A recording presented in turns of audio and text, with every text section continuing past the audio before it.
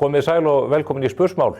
Föstudaginn 29. nóvember. Það eru kosningar í fyrramálið. Kjörstaðir opna eldsnemma og verða opnið til klukkan 10 og upp úr því förum við að fá fyrstu tölur það hvernig þjóðin hefur kosið til Alþingis til næstu 4 ára. Þetta búið að vera mjög spennandi. Kosningabaráttan snörp og góð, háð meðal annars við þetta borð hér í Spursmálum en líka í kappræðum frambjóðandana hjá okkur á mbl.is í gær. Við ætlum síðan að gera þessi mál upp á Reykjavík Hilton Nordica á sunnudagskvöldi klukkan 8. Fólk getur tryggt sér miða á tix.is og ég hvet ykkur til að koma og taka þátt í þeim góða gleðskap. Þar kann að vera að einhverja línur skýrist það hvaða stjórn verður mynduð hér til næstu 4 ára. Við birtum líka könnun í gær, lokakönnun frá Prósenti. Þar eru mjög forvitnilegir hlutir að gerast, Viðreisn að gefa þess eftir, Sjálfstæðisflokkurinn að bæta við sig, það sama má segja Framsókn, Vinstri grænir virðast vera fastir í einhvers konar dauðadal í kringum 3,5% eða svo, en það ekki þessar tölur sem að skipta máli úr þessu, það eru tölurnar sem að koma upp úr kössunum á morgun. Þetta allt mjög spennandi. Mér langar til að sýna ykkur hér eina skemmtilega mynd frá kollega mínu hér á Mogganum, Þóroddi Bjarnasyni, sem hefur í næstum því 15 ár haldið úti skemmtidagskrá á síðum Viðskiptamoggans, Réttaríkinu, þar sem hann leikur sér með kindur af ýmsu tagi og hér mjög góð mynd. Þarna eru kind og hestur að tala saman, sebrahestur. Og af hverju hann sebrahestur? Það vegna þess að hann að lenda í því sem að margir telja að Dagur B. Eggertsson muni lenda í núna í kosningabaráttunni, eða það að segja á kjördag, það að lenda í yfirstrikunum. Eru sebrahestar kannski bara gamlir stjórnmálamenn sem strikað hefur verið yfir? Ég gaman að þessum húmor og öllum þeim réttaríkjum sem að birtast í viku hverri í Viðskiptamogganum og hvet ykkur til að fylgjast með baksíðunni þar. En svo langar mig til að segja ykkur eina sögu sem að tengist pólitíkinni bara ekki neitt. Þannig Eldur Ólafsson, félagi minn, hann hefur núna í 10 ár unnið að uppbyggingu námufyrirtækis í Grænlandi. Nána tiltekið á Suður-Grænlandi og aðal náman sem þeir eru að vinna í heitir Nalunak náman. Nú hafa þeir fundið nýja gullæð og þeir eru líka byrjaðar að vinna gull úr þessari námu. Og þarna sjáu þið nýjustu myndin af Eldi, hann aldeilis kátur, enda hann með gullklump í hendinni. Þetta til marks það hvernig öflugt íslenskt hugvit, þekking og áræðni getur skilað verðmætum í hús bæði fyrir þjóðarbúið okkar en líka það grænlenska. Þetta eru góð tíðindi fyrir alla. Við skulum fagna þessu núna þegar við göngum að kjörborðinu. Ég ætla að ræða kosningarnar á morgun við þau Geir Haarde fyrir forsætisráðherra og Björt Ólafsdóttur sem var ráðherra hríð fyrir Bjarta framtíð. Þau ætla að ræða pólitíkina og reyndar ævisögu Geirs og svo í lok þáttarins. Þá fáum við þær Ólöfu Skaftadóttur og Kristínu Gunnarsdóttur. Þær halda úti hlaðvarpinu komið gott. Þær eru ómálefnalegar með afbrigðum og ætla að vera það hér í 25 mínútur eða svo. Hlakka til að vera með ykkur hér næsta klukkutíman. Fylgist þið með. Skoðaðu úrvalið frá mörgum að þekktustu vörumerkjum heims. Matthilda Kringlunni, Matthilda Smáralind og matthilda.is.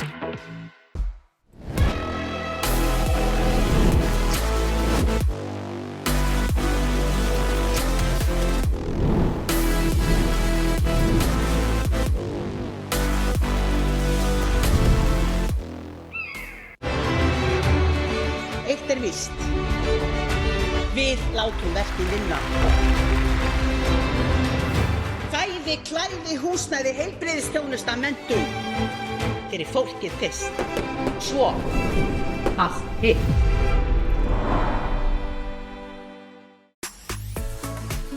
Hjá Kólumbusævintýraferðum leggjum við áherslu á góða fararstjórn og skemmtilega upplifun. Umfram allt viljum við uppfylla væntingar okkar ferðalanga þannig að þeir njóti ferðana með eftirminnilegum hætti. Við förum víða. Kólumbus ævintýraferðir. Ég kom út gluggann, nóttina. Það sem jólin bíða þín. Húsasmiðjan og Blómavall. Við köllum eftir ábyrgum ríkisfjármálum fyrir íslensk fyrirtæki og heimili. Beinum athyglinna að því sem skiptir máli. Höldum okkur við aðalatriðin. Samtök atvinnulífsins. Komið sæla 9. Hingað eru komnir góði gestir. Þessa vikuna ég ekki með stjórnmálamenn á sviðinu. Við vildum gefa þeim frí til að vera á öðrum stöðum. Þeir eru búin að vera hér síðustu vikunar. En við gátum auðvitað fengið til okkar fyrrverandi stjórnmálamenn sem að geta talað reynslu bæði það sem að blasir við okkur núna á lokametrum baráttunnar en kannski ekki síður það sem að mun gerast á komandi dögum þegar að talið verður upp úr kjörkössunum. Þetta eru þau Geir H. Haarde fyrir forsætisráðherra og formaður Sjálfstæðisflokksins og Björt Ólafsdóttir sem var ráðherra fyrir Bjarta framtíð og núna forystumaður í svona byggingaþróunarverkefnum í Reykjavík, mjög spennandi störf sem hún sinnir þar. Velkomin bæði tvö. Takk fyrir. Takk. Geir, ég hef nú ætlaði að fá þig hingað fyrir nokkru síðan, ég ætlaði að fá þig til að ræða hér bandarísku forsetakosningarnar en svo fór allt í háalott út í íslensku pólitíkinni og í millitíðinni þá ert þú búin að gefa út ævisögu og það gaf mér nú ekki síður tilefni en bara staðan í pólitíkinni til að draga þig hingað í settið. Já, þakka þér fyrir það. Þetta fór nú svolítið öðruvísi í Bandaríkjunum heldur en að maður hafði spáð. Já, hann vann þetta nokkuð örugglega kallinn. Já, jú, gerði það. Já. Hann tekur við í janúar en þessi bók sem að þú ert að gefa, þú settist niður fyrir nokkrum misserum síðan og byrjaðir að rita æviminningar þínar. Nú þær komnar út í þessari þykku og stóru bók og þú ferð já, kannski ekki landið þvert og endilangt en þú ferð víða að kynna hana þessa dagana. Já, ég hef verið beðinn að koma á alls síns fundi í klúbbum og hjá fyrirtækjum og svona. Mér finnst það bara gaman, ég hef gaman að þessu. Mér er alltaf gaman að mæta á fundi og ræða við fólk og þarna koma alls spurningar bæði þetta og allt mögulegt svona sem maður reynir að svara. Þetta er bara skemmtilegt og það er líka gaman að kynnast svona þessari hlið á bókaútgáfu sem ég ekki þekkti. Einmitt. Það sem þú gerir að þú segir þína sögu á persónlegan hátt og það kemur auðvitað í ljós þó að margir þekkið á skjánum áratugum saman í pólitíkinni að þá er þarna saga sem er ósögð fyrir almenningi af fjölskyldunni, bæði sigrum og ósigurum, harmur sem að kveður að fjölskyldunni þegar þú ert ungur drengur. En þú ert líka persónulegur og tekur þennan persónulega vinkil inn í pólitíkina. Við fáum að skyggnast inn í ýmsa stóra atburði út frá bara þínu hjarta. Já, þetta var eitt af því sem ég þurfti að ákveða. Svona verkefni allt fullt af ákveðunum. Á maður að hafa þetta með, á maður að sleppa þessu, á maður að gefa þessu meira rím og svo framvegis. Og eitt af því sem ég þurfti að ákveða var hvort ég ætti bara að vera með atvika og atburða lýsingu eða opna sjálfa mig aðeins, leyfa fólki að sjá hvað ég var að hugsa og hvernig mér leið á svona mikilvægum augnablikum. Og ég ákvað bara að gera það þó að það sé kannski ekkit auðvelt fyrir mann að vera eitthvað að segja frá sínum eigin tilfinningum og svona nokkru en ég hugsaði með mér, ok, lag góð með það, ég ætla bara að hafa það þannig. Þannig að þess vegna víða þannig bæði frá æsku árum og svona hlutir sem ég hafði aldrei sagt nokkrum manni sko. Hérna í sambandi við þessi áföll sem ég var fyrir æsku, andlát í fjölskyldunni og svo framvegis. En líka sko þarna aftarlega í bókinni þegar það komið að þessum örlaga tímum í haustið 2008 og svo fram í janúar 2009. Það eru í raun örlög þín að vera í embætti forsætisráðherra þegar þessi ósköp dynja yfir öllu þjóðfélaginu. Já, það er nú kannski ekki verkefni sem nokkur maður hefði fyrirfram kosið sér, en þegar að þetta gerist þá verða menn auðvitað að sýna ábyrgð og axla hana, taka ábyrgðina sem hefur verið lögð á herðar manni í þessum aðstæðum. Og ég segi það nú í bókinni þarna þegar kvöldið áður heldur en að neyðarlögin voru samþykkt og ég flutti í sjónvarpsvarpi 7. október, sem sagt aðfaranótt 7. október, þá var ég að hugsa þetta og gerði mig grein fyrir því að það var langt síðan jafn þung ábyrgð hefði verið lögð á nokkurn mann eins og í þeirri stöðu eins og ég var í þetta kvöld þessa nótt. Þannig að ég fer bara svona yfir þetta. Aðalatriðið þó í sambandi við alla þessa atburði er það að það sem við gerðum og ákváðum og hrindum í framkvæmd heppnaðist og við komumst í gegnum þessa krísu án þess að ríkissjóður eða þjóðarbúið yrðu gjaldþrota í kjölfar gjaldþrots bankana.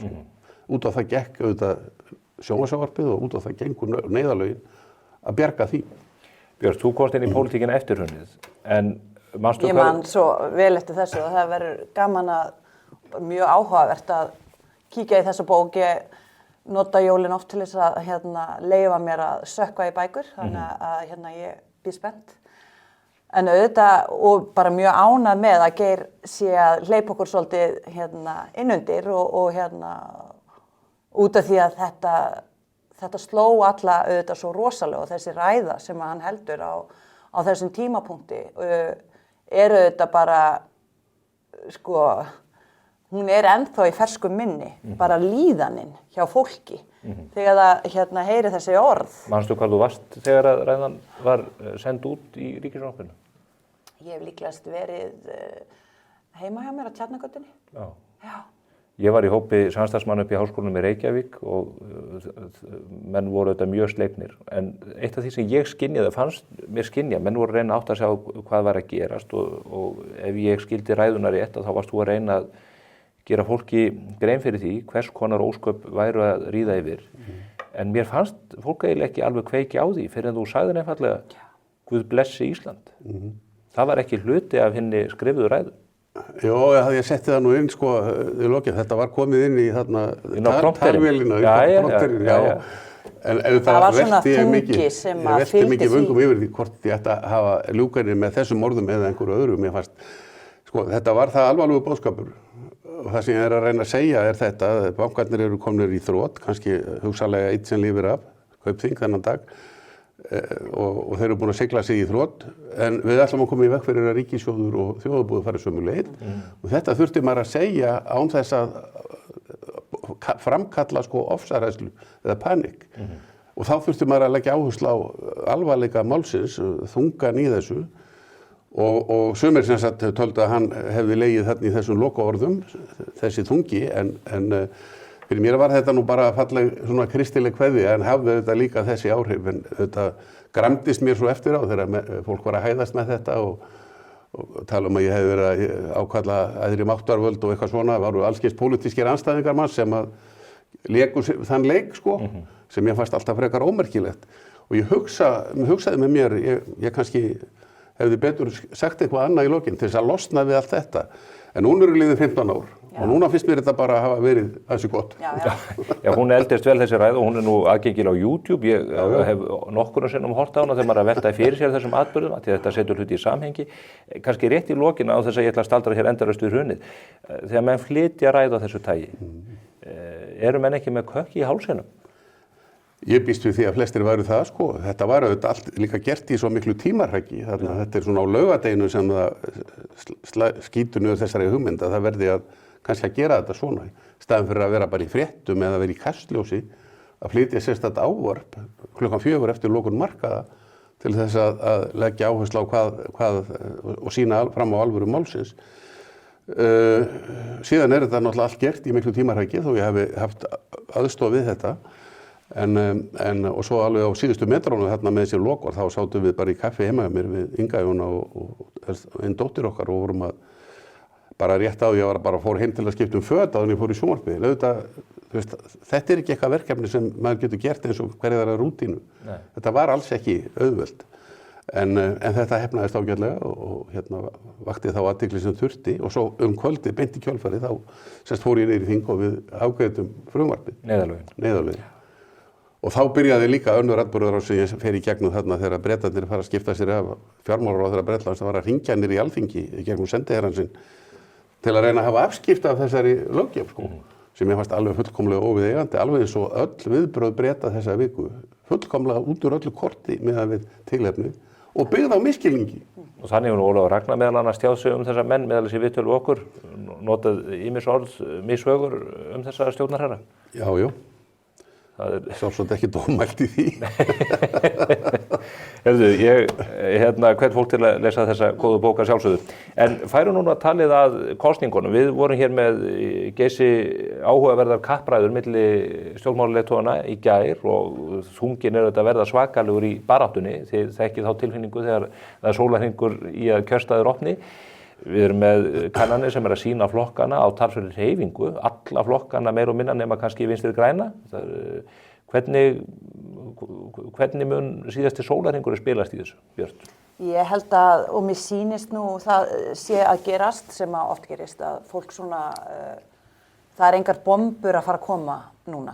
Fólk bara reynir að halda sjó og haus og svona komast skamlaust frá þessu meira að ég held að þetta snúist meira að fólk áhorfendur upplifi bara einhverja tilfinningu frekar en kannski það sem er sagt er fólk æst eða er það staðfast og rólegt og yfirvegað og þetta skiptir rosalega miklu máli og ég horfði á ýmsar kappræður sem er búin að vera á Stöð 2 líka og hjá ykkur bæði í gær.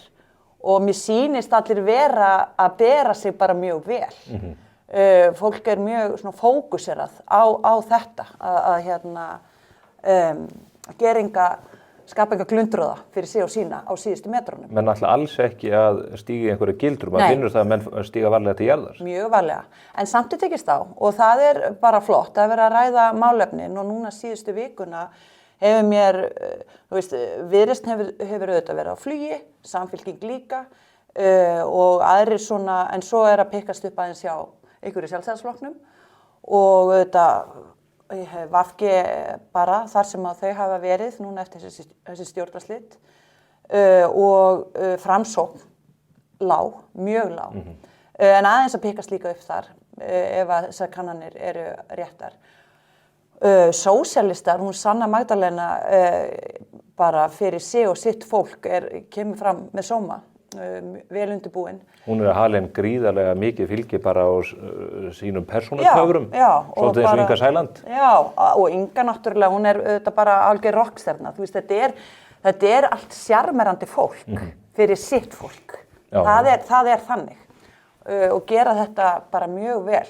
En svo það sem núna kannski síðustu vikuna hefur mér fundist áhugavert að mikið búið að ræða Evrópumálin, fólk í Viðreisn, Guðbrandur og aðrir hafa látið lokka sig út í það og þurfa auðvitað að svara og Þorgerður líka og fyrir suma það gott að það heyrist mjög skýrt afstaða þar en fyrir aðra það kannski ekki svakalega gott út því að maður sér að maður veit auðvitað með Samfylkinguna Kristrún, maður að flokka þetta saman, hvert getur stjórnarmynstrið orðið og þegar það fer allt inn að sýna sig að þannig getur verið 2 flokkar mjög stórir sem ætli mögulega að gera það stóru máli, að eyða orku í það mál. En ekki augljóst að þeir ætla að gera það? Já, ég meina fyrir suma það ekki dólega sjarmerandi ef þú ert að velja á milli þess að kjósa til hægri eða kjósa til vinstri. Og þá ég auðvitað að ræða Viðreisn. Hvor megin ætla þau að fara? Já, Þorgerður virðist vera, ég vísa nú bara í veðbankar heillega, það verða taldar langmestar líkur á því að hún muni setjast í stól forsætisráðherra eftir þessar kosningar. Já, ég spái því að þau lækka aðeins út af þessu, út af því að hægrimenn sem áður þá vildu alveg eins líka Viðreisn og vildu styðja við þær góðu hugmyndir sem eru þar líka. En svoraði ekki út af Evrópumálum? Já, og ég nefni bara geðheilbrigðismál, ég nefni að þau hafa mikið talað ungt fólk, unglinga, vímuefnavanda sem við bara því miður sjáum bara stigvaxandi fara á verra veg og það verður að segjast þessi ríkisstjórn hefur gert marga góða hluti en þau ekki staðið sig þar. Bara alls ekki. Það eru foreldrar að bera börnin sín út í kistum. Mér bara þetta mál mjög skylt. Ég kemur svona umhverfi þar sem verið að hjálpa ungu fólki og hjá foreldrar mínum. Og það alveg ótrúlegt hvað þessi hlutir hafa farið halloka á undanförnum áratugum. Þú ert alveg upp á Torfastöðum þar sem foreldrarnir hafa verið með meðferðarheimili fyrir börn og auðvitað fjölskyldur þeirra svo að unga fólki komi tilbaka og geti fái stoð inn á sínum heimili. Fáir verið lengur í meðferð en þú. Já, heldur betur. Það má segja. Og þeir sískinni. Akkurat. En þannig að þú veist það eru svona atriði þegar þú átt að fara að velja viljum við þessa áherslu í þessa átt eða hináttina að þá held ég að Sjálfstæðisflokkurinn fari svona aðeins að pikka upp, verið stali aðeins, Samfylking verður svona á svipuðum stað og ég spái því að flokkarnir verði 9 á næsta þingi. Já, svo margir. Já, ég held að þegar á endanum séu stuðningsmenn Vinstri grænna að fara að styðja hana Svandísi. Þú ert komin inn í kjörklefann, hún kann það vel og hún sýnir auðmýkt, hún svona svarar vel, hún hefur játað það á síðustu dögum. Herri, ég hef stundum, ég tala of hratt eftir ágjöf eins og þessi stjórnarslit voru, fólk var ekki sátt við kannski hvernig það fór allt. Geir, þannig ég held það. Þú heyrir Björn segja að Sjálfstæðisflokkurinn sé að pikka upp, þú hlýtur að mala eins og köttur við þau tíðindi. Þér líst þú ekki á stöðu því gamla flokks, er það? Mér langar bara aðeins að segja eitt víst, að starfsemin á Torfastöðum sem fóreldrarnir ráku var alveg til sérstaklega fyrirmyndar. Ég kynntist í þegar ég var í fjármálaráðuneytinu, bara alveg sérstaklega áratuga úthald. En sko varðandi stöðuna núna, þá sýnist manni að þessar kannanir sem hafa verið að koma og svo kemur náttúrulega svo síðasta í kvöld séu svona nokkurn veginn að fanga þetta. En þó held ég að það sé rétt sem að Björn segir að Sjálfstæðisflokkurinn á þarna eitthvað inni. Og mér finnst líklegt að þetta endi þannig að Samfylkingin detti eitthvað niður fyrir 20, eitthvað smá veis og það verði þarna 3 flokkar á líkuróli. 16, 17, 18, einhver kannski 19. Viðreisn, Sjálfstæðisflokkur og Samfylking. Síðan koma þarna miðflokkurinn og Flokkur fólksins, ég veit ekki í hvaða röð, miðflokkurinn verið aðeins verið að dala en hann gæti verið eitthvað rétt undir 15, kannski 12, 15 og Flokkur fólksins aðeins minna kannski. Ég hef enga trú á því að Framsókn sé í neinni hættu, ég held að þeir fái að mista kannski 10%, þeir eiga það bara, það ég var nú að ræða við mann sem þekki vel til dæmis í Suðurkjördæmi, getur það verið með allt þetta bændafylgi að Framsókn fá engan þingmann, nei, sagðan, það erfðafræðilega óhugsandi. Það eðlisfræðilega ómögulegt. En hitt annar mál, sko, að síðan baráttan þarna neðst. Og ég nú nokkuð sannfærður að VG mun ekki ná inn, ég held að þeirra áhyggju séu núna það að þeir ná yfir 2,5% því að það eru mörkin fyrir því að fá opinberan styrk. En auðvitað sjálfsagt verðaðu þarna nær 5 heldur það, ég býst nú við því. Tölfræðin sýnir að þetta eru 3 flokkar sem eru bara í stórhættu og það getur þó allt gerst, sko. Þeir gætu hugsanlega allir náðinn. Alveg eins og Sjálfstæðisflokkurinn af þessum 3 efstu gæti orðið efstur, sko. Það er hugsanlegt. En þeir gætu hugsanlega náðu allir. Þeir gætu hugsanlega líka allir dottið út. Og þá eru kannski 12-15% atkvæða þarna, 10-15% atkvæða sem að falla dauð niður og nýtast á öðrum flokkum við nýtingu eða semst þegar við útlutu þingsæta. Ásamt lýðræðisflokknum og ábyrgri framtíð sem virðast geta skilað kannski í kassan 1,8%. Já, þetta safnast allt saman og mun þá nýtast þeim sem komast þarna inn. Þannig að fólk sem að hugsa að kasti ekki atkvæði sín á glæ, ætti að hafa þetta svolítið í huga, sko. Hverjum þeir að hjálpa ef þau kjósa vonlausan flokk? Hverjum nýtist það atkvæði á endanum? Menn munu kjósa taktískt, bara eins og menn gerði í forsetakosningu í vor, það er bara eðli kosning að menn gera það? Jú, það er að vísu svolítið flóknara. Það er erfitt að flóka, að reikna þetta. Það er svolítið flóknara. En það er þessi dauðadalur sem að VG virðist vera í, að einhvern veginn að menn horfa bara á það á fasta 3,4% og það virðist bara augljóst að þetta séu dauðatkvæði. Og þá er svo erfitt að sannfæra fólk að koma á vagninn. En svo bara hvað gerist á endanum? Þú ert inn í kjörklefa, það er allt einhvern veginn í einhverju flatt, þú getur eiginlega illa reiknað út eða út vinstra megin, býtur mun Viðreisn fara með okkur eða fer hún hinum megin og þá verður þetta bara svo stór spurning að ég trúi því að margir einhvern veginn kjósins eru vanir að gera. Og ég held að það hafi verið niðurstaðan og ég held að sósíalistar komist líka inn. En ef að þetta reynist ef að raunin verður þessi þá verður þetta auðvitað dálítið flatneskja. Það verður mjög erfitt að koma, það verða margar umferðir í stjórnarmyndun ef enginn hefur einhvern veginn mjög skýrt umboð og jafnvel 3 flokkar sem hafa sama umboðið einhvern veginn. Þá verður þetta dálítið rúlletta. Nú er nýr og reynslulaus forseti og þá er ég að tala reynslulaus sem pólitíkus. Það er engin ákveðin prótókoll í því hver fær stjórnarmyndunum umboð eins og við sáum 2013 þegar Ólafur Ragnar valdi flokkin sem varð ekki stærstur og annað þeim dúr.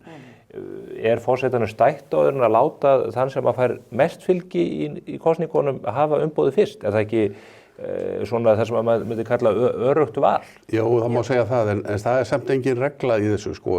Forsetinn mun tala við alla formenn flokkana í þeirri röð sem að hún ákveður, væntanlega stærðarröð. En síðan ef það liggur fyrir, það ekki má segja að það sé rökrétt að fela stærsta stjórnarflokknum, en það verður að koma í ljós eftir þessar viðræður hvar formennirnir telja þessi grundvöllur. Ef það er grundvöllur fyrir 3 flokka stjórn, jáfnvel án þess að stærsti flokkurinn komi við sögu, þá getur legið beinast við að fela einu af þeim að taka forystu í stjórnarmyndun. En svo getur þetta líka verið rétt sem Björn var að segja, að þetta fari nokkra hringi. Það eru dæmi um það úr sögunni sem ég man eftir að einn formaður hafi fengið umboðið 4 sinnum, sko. Já, hvar var það? Ég held að það hefði verið þarna 70, áramóti 79-80. Já, þeir eru karúsellu allri. Já, þá voru menn að fá þetta umboð til skiptis. Það skiptir í raun og veru ekki öllum máli hver er með umboðið ef að menn er að tala saman í heildum og ætla sér að mynda stjórn, sko. Og þá er auðvitað dæmi um það að sá sem fekk umboðið hafi ekki orðið forsætisráðherra, heldur annar leiðtogi. Já, þó hann hafi fengið umboð og kláraði stjórnarmynduna. Já, það eru til dæmi það. En sko þetta, ef þetta er kraðaklokka sem eru með svona 17%, 17-18%, þá geta einhverju tveir þeirra samanlagt verið með segjum 35 til 40 og þá vantar bara einn upp á. Hver er það? Framsóknarflokkurinn, hugsanlega, ef að mikið atkvæði með dautt, þá kannski dugar það. Og svo framvegis, það er allskins variasjónir í þessu. Þetta er kannski ekki alveg eins mikil súpa, óskiljanleg súpa. Og það er auðvitað það sem að gerðist þegar Björt Framtíð fór í ríkisstjórn, að þá tók Benedikt undir hendina á honum Óttari Proppé og Viðreisn og Björt Framtíð fóru saman í þessar viðræður, svona, hvað ég segja, þvert á milli flokkana og það fóru auðvitað alveg gríðarlega í taugarnar á öðrum. Þannig að það er hægt að gera alls kyns svona bundið til bandalag við já, en það voru erfiðar umræður. Ég held að sjálfur rétt sem þú sagðir að þetta fer mjög mikið eftir í hvaða áttina Viðreisn vill halla sér, sko. Ef hún vill mynda stjórnarsamfylkingunni, sem mér finnst ekki ólíklegt, finnst það reyndar mjög líklegt, þá þarf bara að fá einhvern neitt sem er með í það. Það gæti verið Framsókn. En nú hefur Guðbrandur Einarsson sagt, ég vil bara fá stjórn með Pírötum og Samfylkingum. Getur verið að við myndum bara sjá það teiknast upp bara á sunnudaginn? Já, mér finnst allavega ágætt að vita það sem kjósanda. Þetta fer pínlítið eftir úrslitum kosninganna. Já, dálítið. En þetta gæti alveg gerst. En svo eru líka aðrir möguleikar. Sjálfstæðisflokkur, Miðflokkur, Framsókn, Sjálfstæðisflokkur, Viðreisn, Framsókn. Flokkur fólksins. Já, fer eftir því hvað flokkurinn sem er þarna í vissu litlu hlutverki er, eins og þú segir, Viðreisn. En þú nefnir Viðreisn og það sem ég hef verið að velta fyrir mér og reynda rætt við Þorgerði að þau eru alveg þversum gagnvart skattahækkunum. Samfylkingin er alveg hörð á því að þeir ætla að fara í skattahækkanir. Ef þú horfir síðan til hægri, að þá eru menn algjörlega þversum í Evrópumálunum gagnvart Þorgerði og ég meina Viðreisn er bara flokkur sem hefur byggt tilvist sína á þeirri hugmynd að taka upp evru og gangi Evrópusambandið. Er hún ekki og pólitíkin í dag gengur út á það að málamiðlanir eru ekki vinsælar, flokkar sem hafa gert mikla málamiðlanir líða mjög fyrir það. Hvernig getur formaður eins og Þorgerður sem er líklega samkvæmt veðbönkunum til þess að verða næsti forsætisráðherra eiginlega snúið sig út úr þeirri stöðu? Hún er reynd, hún getur það alveg. Já, hún er búin að vera á þingi síðan 1999, er það ekki? Já, mínus 3 ár. Já, hún fór aðeins út. En það er samt þannig að sko, fólk hefur tilhneigingu til að vilja leysa svona hluti. Þegar að við samdum við Samfylkinguna, Sjálfstæðisflokkurinn árið 2007, þá var hún með þessa Evrópuhugmyndir sínar, en lagði það strax til hliðar vegna þess að þeir vissu að það var engin meirihluti fyrir því og myndi ekki ná samkomulagi okkur það og það var engin meirihluti í þinginu fyrir því. Og það var auðvitað bara skynsamlega afstaða. Og ég hef líka tekið eftir því sem Kristrún er að segja að það þurfa að vera sko ekki bara einhver 51% meirihluti, heldur ríflegur meirihluti. Já, hún kallar eftir því að verkalýðshreyfingin fari með sér í þetta. Já, og auðvitað væri langur...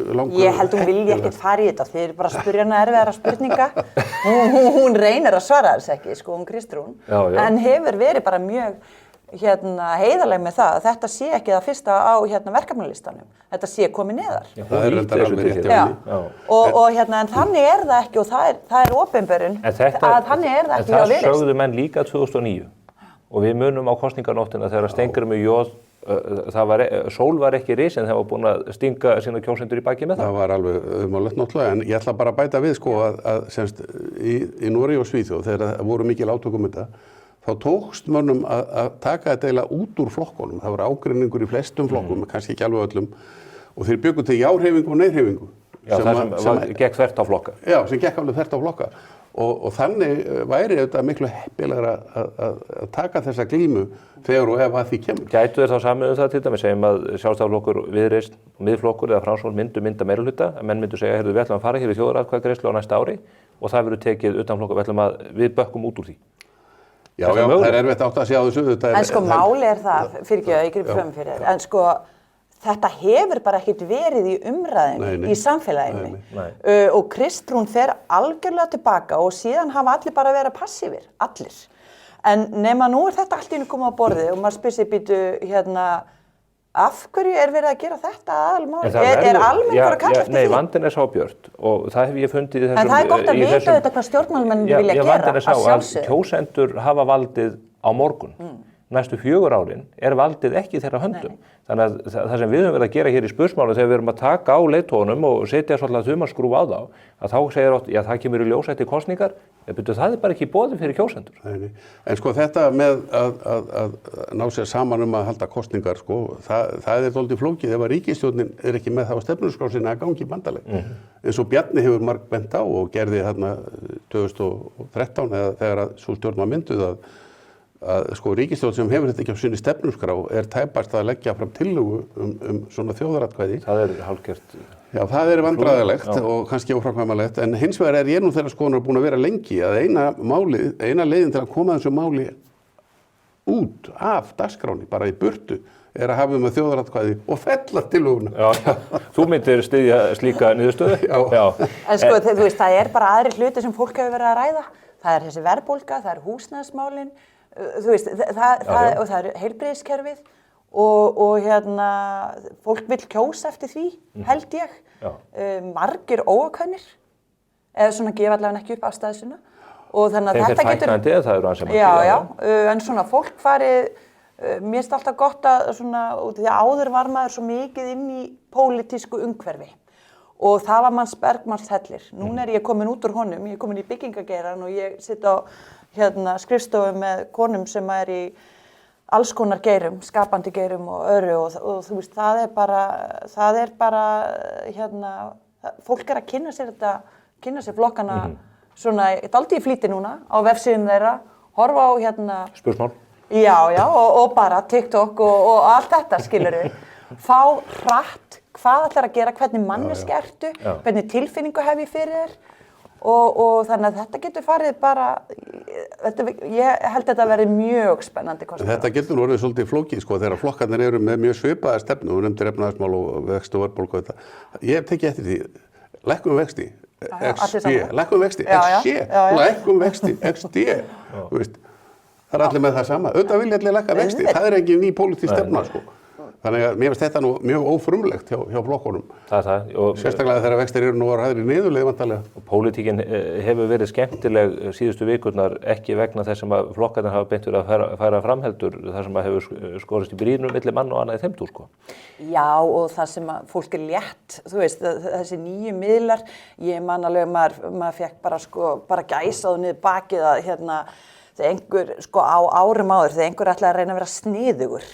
Þú veist, höfða til unga fólksins og eitthvað. Það var ekki að virka. En núna, mér finnst flokkarnir allir vera að gera þetta skemmtilega. Ég nefni bara Framsóknarflokkinn, sko. Þú veist, nefnist í alvörinni, já. Ég horfði á Sigurð Inga og ég fekk alveg bara, þú veist, kalt... Ég bara mænan bara kreftist, sko, þegar ég sá hann byrja að fara að spila bongotrömmur í einhverju vídeói. En þetta var svo fyndið og Elsa konana sem einhvern veginn að biðla til þjóðarinnar að halda honum bara áfram í sinni vinnu en ekki heima á sér í þessu rugli. Ekki bongotrömmur. Þetta var sniðugt. Og maður hefði ekki getað veðjað á það að þið gætu allir dálítið að spila þennan leik. Inga Sæland. Hún náttúrulega uník og hún ekki að spila þennan leik. Hún bara svona. Nei, hún bara svona, sko. En ég get upplýst það að ég var dregin í TikTok-auglýsingu fyrir þessa bók á vegum Penna Seymundsson. Það var gott TikTok-myndband. Já. Þú veist að hvetja fólk til að fara út úr snjalltækjunum. Já, og lesa. Já, það það sem fólk á að gera. Hvetja fólk til þess. Rétt í lokin, Björn, ert þú búin að gera upp hugðinn? Hvað þú ætlar að kjósa? Þetta einu spurningi sem þú mátt ekki spyrja þessum þætti. Já, en, býtu. Ég ekki að spyrja hvað þú var. Ég ekki búin að því. Þú ert ekki búin að því? Nei, ég á bara dálítið erfitt með þetta. Verð ég að segja. Ég er búin að því, sko. Já, þú ert búin að því. Ég náttúrulega bara óflögsbundin. Ég óflögsbundin, ég hrifin af mörgum, sérstaklega konum í mörgum forystu sætum í þessum flokkum. Í hvað kjördæmi ertu? Ég í Reykjavík suður og ég horfa á þær konur þarna sérstaklega. Ég nefni Þorbjörgu Sigri, ég nefni Lilju Alfreðs og fleiri þarna. Þú átt vona á símtölum og þetta Áslaugu Örnu. Þú átt vona á símtölum. Já, en bara þú veist það sem ég vil vita, hvorum megin ætlaði að lenda? Ég vil fá að vita. Að sjálfsögðu. Já. Þetta bara einföld krafa sem borin fram hér við þetta borð núna, áskorun til þeirra. Svarið þessu. Takk kærlega fyrir komuna og við verðum örugglega í bandi, heyrjumst eitthvað eftir kosningar og byrjum saman bækur okkar. Kemur ljós hvort að þið reynist samspá í þessu. Við erum ekki alveg hætt hér á þessu vettvangi. Núna ætla að setjast niður með mér eftir örstutt auglýsingahlé. Það Kristín Gunnarsdóttir og Ólöf Skaftadóttir. Þær eru ekki endilega alveg málefnalegar í sínum málflutningi eins og þessi tvö sem að kveðja hér núna. Við erum Ice Guys. Þið veitum náttúrulega ekkert hverju við erum. Það ekkert víst að við séum að fara í fangelsi. Guten Morgen, liebe Leute. Hvað gerðirðu við bókin peningin okkar? Ice Guys 2. Horfðu núna. Stundum þarf bara að bretta upp ermarnar og gangi í verkin. Ísland frábært land, en það bara ekki alveg að virka núna. Við þurfum að vinna þetta saman. Negla niður verðbólguna, slípa kerfið til, laga heilbrigðiskerfið. Við þurfum að passa upp á það sem við eigum hérna saman. Við þurfum að passa upp á landið allt. Við vinnum þetta saman. Við ætlum að laga Ísland.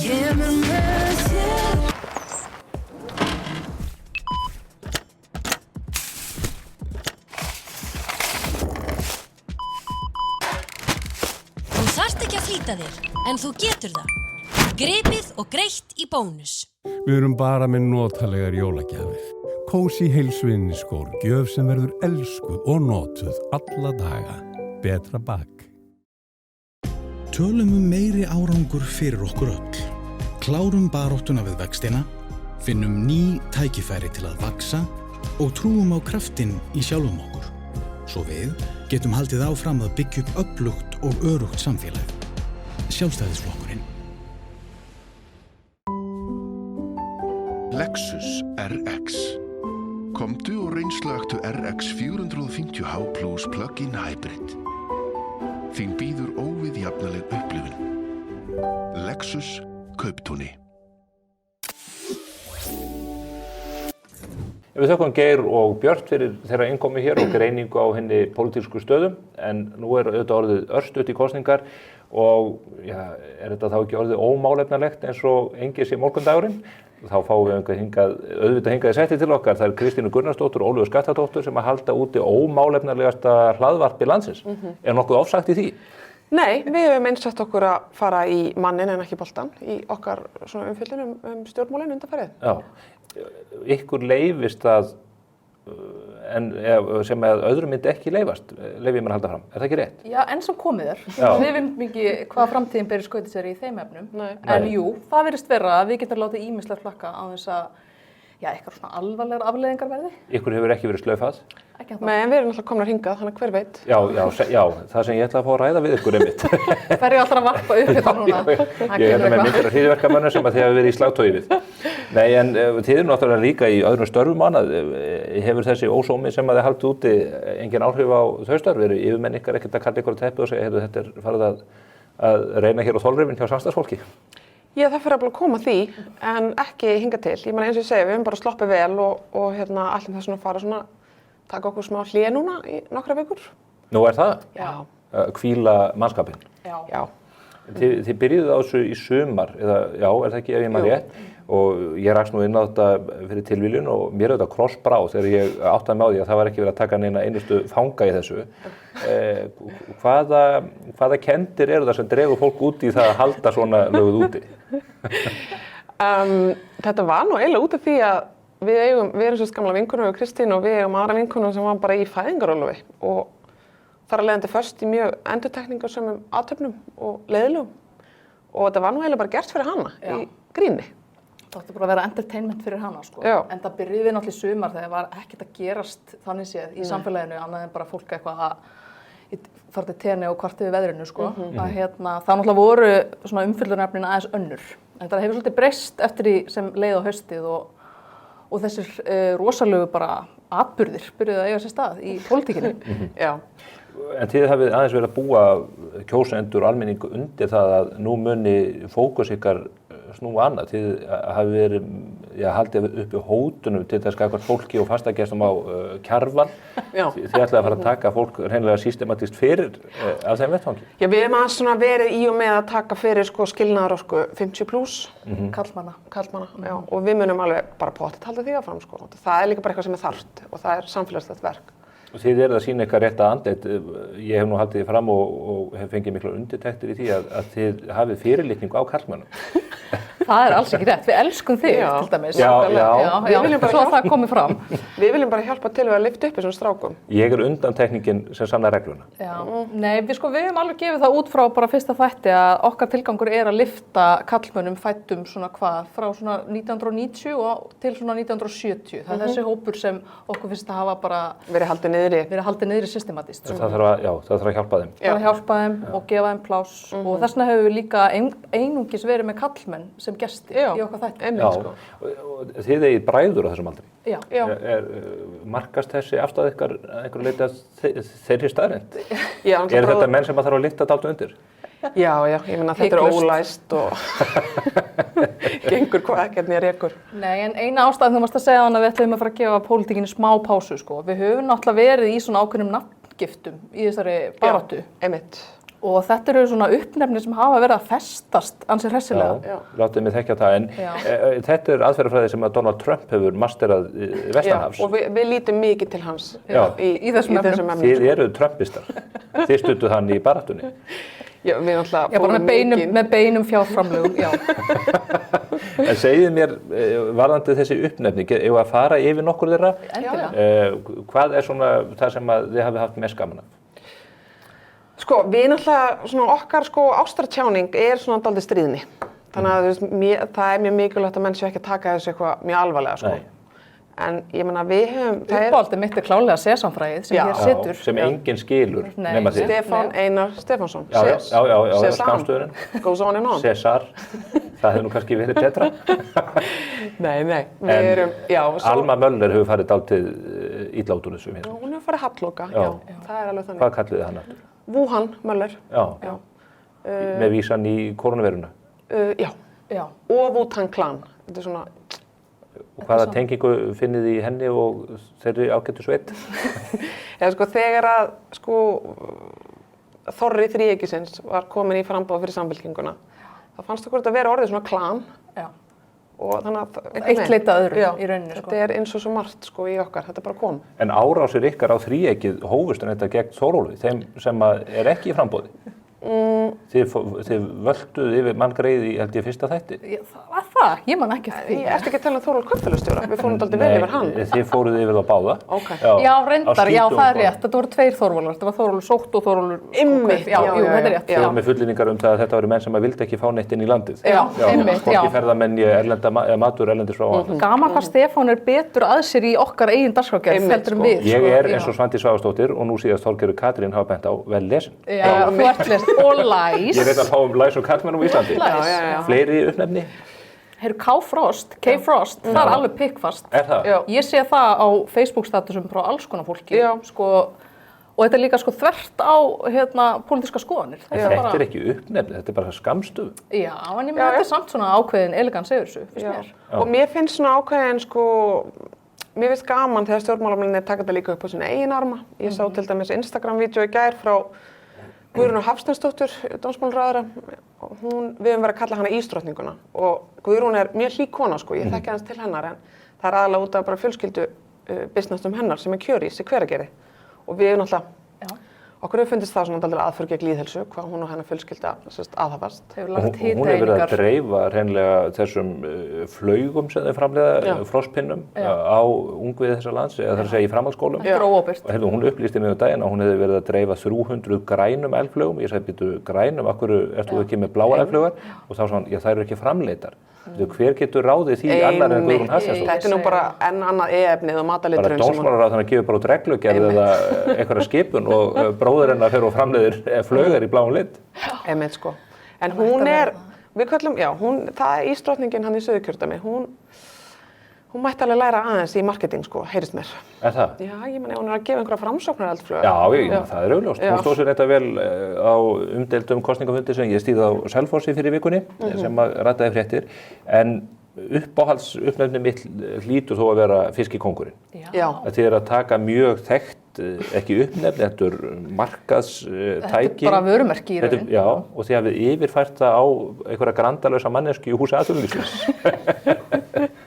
Mér finnst hún bera þennan titil bara glæsilega. Já, hún er stolt líka. Já, hún er ekki drottning, hún er kóngur. Hún er kóngur, Já. Og þar er að tala um Heiðrúnu Lind Marteinsdóttur. Já, einmitt, sem er bara 1,59 eða eitthvað í raunheimum, en í vinnunni alveg svona 1,79 Já, ef ekki meira. Já. Og þarf ekki að háa hæla til. Nei, enga lakk Heyrðu, nú skulum við fella þetta óábyrga tal og fara í annað óábyrgt tal, flokkarnir. Já. Hvað er að teiknast upp í ykkar huga út frá þessum könnunum og tilfinningunni þegar þið horfið á þessar leiðtogakappræður? Þetta langt bestu leiðtogakappræðurnar klárlega hér á mbl.is í gær. Þið hljótið að taka undir það. Já, hingað til hafa þær bara verið, þær voru mjög fínar, já. Það sem er að teiknast upp, ég veit ekki, mér hefur fundist þessi kosningabarátta í fyrsta lagi að vera bara mjög málefnileg, skemmtileg. Ólíkt þættinum ykkar. Aha. Já, það er að segja hann nú skemmtilegur en ómálefnilegur, já. En mér er svona geta fundið allt og þar hefur mér fundist kannski Ríkisútvarpið verið einna síst. En þessir einkamiðlar bæði hér og svo líka bara þessi hlaðvörp öllsumul og ég nefni Vin okkar á Viljanum og Chess After Dark og fleiri þætti þar sem maður getur svona nálgast hluti á dýptina. En mér hefur fundist nokkuð augljóst að þessi kosningabarátta snýst efnahagsmál og í mínum heimi þá er voðalega fátt sem skilur í þeim efnum að Sjálfstæðisflokk og Viðreisn sem alltaf teiknast upp með að vera svona með stærstu flokkunum að minnsta. En þú nefnir efnahagsmálin. Nú er verðbólgan hraðri niðurleið, komin 4,8%. Vextirnir eru augljóslega að tikka hratt niður, já, menn eru kannski ekki alveg að ná tökum á ríkisútgjöldunum, en segja það, þetta verið komið jafnvægi 2026. Ætti ekki bara Vinstri grænir og Framsókn og Sjálfstæðisflokkur bara að vera blússandi siglingu inn í áframhaldandi stjórnarsamstarf með þetta? Já, ef það væri eftirspurn. Þetta er náttúrulega búið að vera svo brjálæðislega leiðilegt. Og það er svona held ég allir sé á TikTok að njóta lífsins. Bara eftirspurn eftir einhverju sem er ekki svona mokstus leiðilegt. Og ég held líka að það er miklu fleira sem skilur að þó að samfylkingin sé á miklu rönni og svoleiðis sko að þau eru að tala fyrir skattahækkunum, þau eru að tala fyrir allt öðrum hlutum heldur en svona þessari efnahagslegu sýn Viðreisnar og Sjálfstæðisflokks. Verður Viðreisn í líkistöðu að Þorgerður Katrín sé næsti forsætisráðherra? Ég held að pottið fyrir svona viku síðan. Ég er ekki alveg viss núna. Þetta er gríðarlega spennandi sem er gaman fyrir okkur sem eigum ekkert undir annað en bara fjör á morgun. Ég vona bara að mér finnst Togga æðisleg og mér finnst hún alveg eiga fullt erindi í ríkisstjórn. Þannig að ég vona að þau komi bara vel út úr þessu. Mér finnst þetta samt ennþá bara stórt spurningamerki hverjir er alltaf að reyna að ná saman eftir þessar kosningar. Og ég held reyndar að Sjálfstæðisflokkurinn eigi töluvert inni. Og meira hann hefur að mælast. Já, ég er saman því. Við munum mynda nýja ríkisstjórn á Reykjavík Hilton Nordica á sunnudaginn, á sunnudagskvöldið, þannig að þetta mun skýrast mjög fljótt held ég. En þið eru líka mjög hrifnar af Svandísi Svavarsdóttur, en hún virðist vera stödd eins og ég nefndi hér í fyrir hluta þáttanins, bara í einhverjum dauðadal með flokkinn, hann bara haggast ekki upp á því. Nei. Það er rétt, sko. Ég meina, þú veist, hún hefur daginn í dag og morgun til þess að minna á sig. Ég meina, Svandís er, hvað maður að segja, svona eins og ég slett á ensku, svona household name í íslenskum stjórnmálum. Mér finnst nú. En það virðist ekki vera að hjálpa henni? Nei, ég held að við spyrjum að leikslokum. Ég trú á henni, annað en þú virðist vera. Nei, ég meina, ég horfi bara á tölurnar. Stefán, ég ætla að snúsa við núna. Trúið þú því að Svandís ná inn? Þú vonar það en... Ég vona það heitt og innilega vegna þess að hún er frábær og hún er stór og hún er okkar kona, sko. En ég held ekki því miður. En það er Inga Sæland frænka þín líka? Inga Sæland, já, ég held að þau líka eiga eftir að fá góða kosningu. Mér fannst þú reyndar ekki alveg nógu góð í kappræðunum bæði hjá ykkur og hún kallaði þig nú vampíru, ég í gær, í kappræðum Vísis í gær. Það er ekki nýtt. Nei. Ég er þetta sammála þeirri nálgast. Nei, mér fannst hún fór að ræða í gær á Vísi, sko, eitthvað ferði sína til kvensjúkdómalæknis og fleiri þeim dót, sko, en ég veit ekki alveg hvað það halaði en mörgum atkvæðum, ég verð að segja eins og er. Nei, og mér finnst líka, sko, Flokkur fólksins hefur kannski verið dálítið vanmetin í þessari baráttu.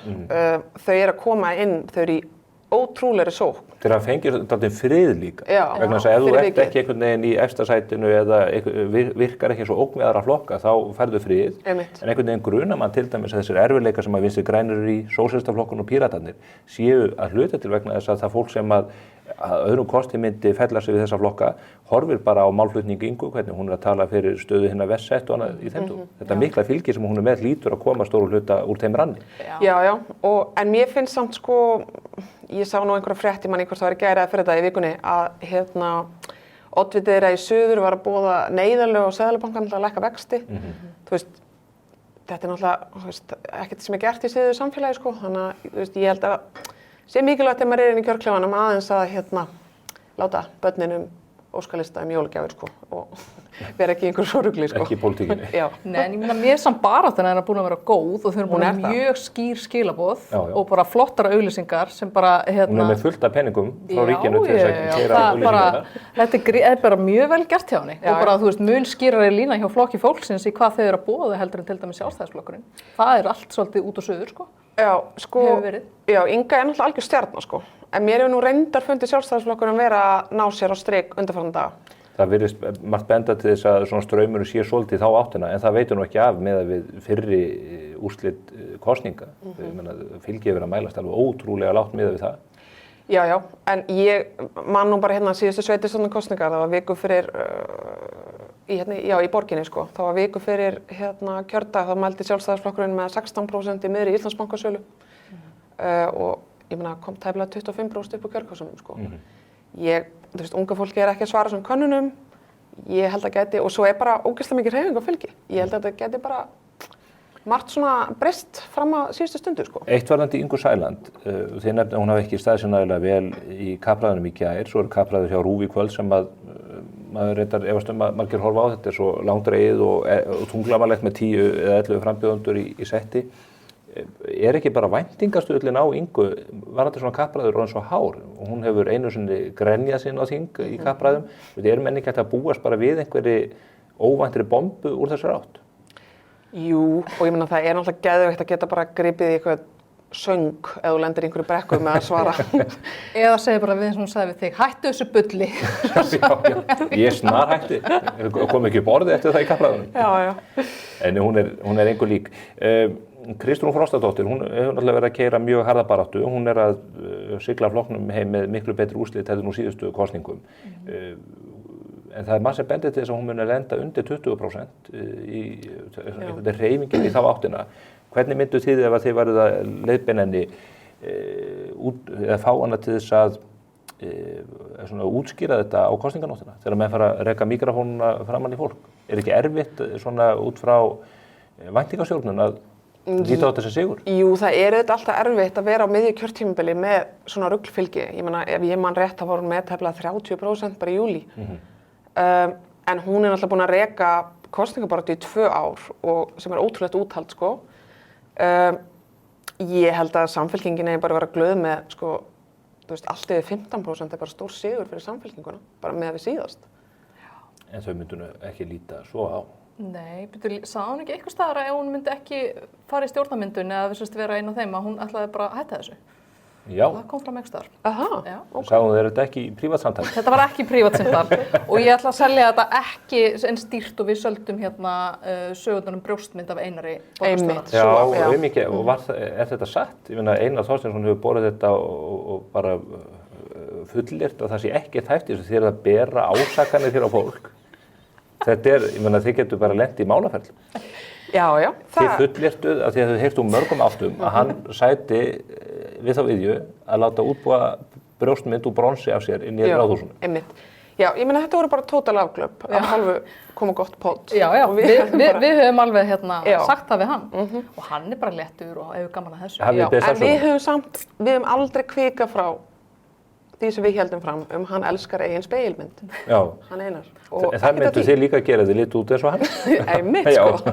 Ég öfunda Einar mjög. Við vitum ekkert hvernig þetta er að vera svona í útliti sem hann er, sko. Það er geðvikt, sko. Já. Þetta eru öfundsýkisraddir, það er alveg augljóst. Er að vænta einhverja bombu frá ykkur í aðdraganda kjördags? Ég meina, er þetta ykkar síðasta gig? Þetta er bara okkar svanasöngur, Stefán minn. Þessi þáttur hér, sko. Nei, við höfum verið með náttúrulega í alla nóvember svona kosningaþætti á lögðum. Já. Þannig að þú varst nú gestur í einum þeirra. Fyrsti gestur. Reiðst á vaðið. En við ætlum ekki að stunda áráður á kjördag.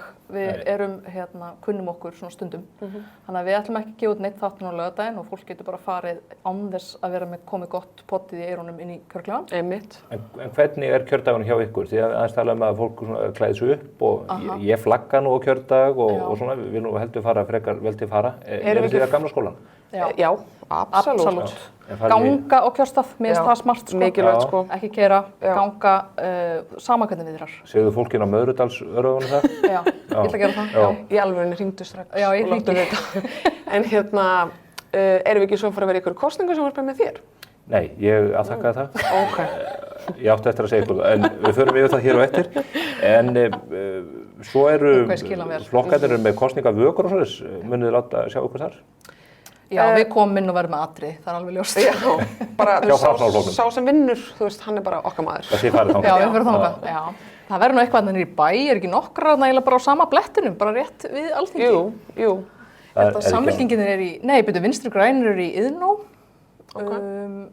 Fúahjallinum?